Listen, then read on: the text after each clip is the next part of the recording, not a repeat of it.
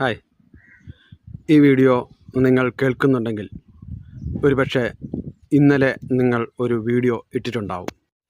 രാവിലെ എഴുന്നേറ്റ് നോക്കുമ്പോൾ ലൈക്ക് എണ്ണം 1, 2 ഒക്കെ ആയിരിക്കും. അതിലൊരെണ്ണം നിങ്ങളുടെ തന്നെ ആയിരിക്കും.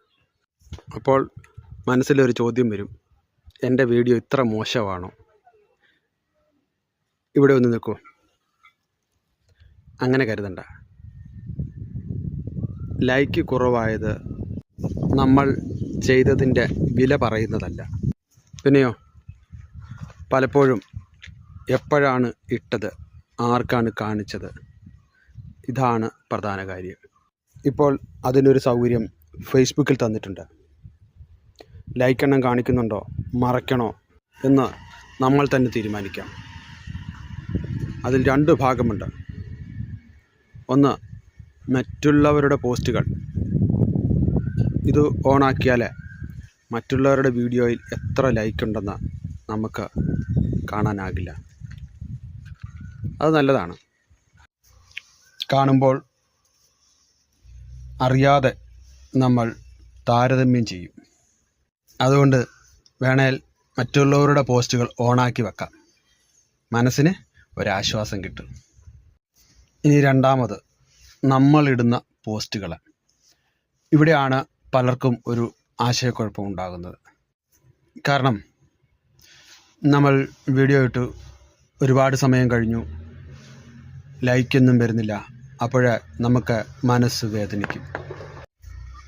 അങ്ങനെയുള്ള സമയത്ത് നമ്മൾ ഇടുന്ന പോസ്റ്റിലെ ലൈക്കുകളുടെ എണ്ണം അല്പസമയം മറച്ചു വയ്ക്കാം. 1 ദിവസം അല്ലെങ്കിൽ 2 ദിവസം. അതൊരു തെറ്റല്ല.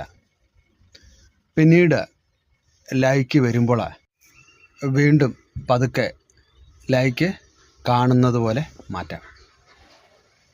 അപ്പോൾ ആളുകൾക്ക് ഇത് നന്നായ വീഡിയോ ആണെന്ന് തോന്നും.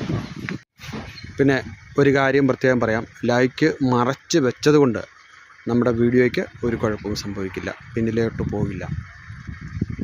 അത് നമ്മൾ പോസ്റ്റ് ഇടുന്നത് നിർത്തിയാലാണ് പ്രശ്നം.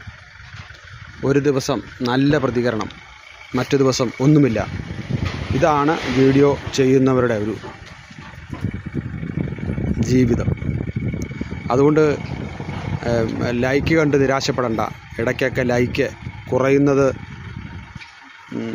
നമ്മളെ പഠിപ്പിക്കാനാണ്, നമ്മളെ വീണ്ടും നിർത്താനല്ല. ലൈക്ക് കുറവ് താൽക്കാലികമാണ്. ശരി.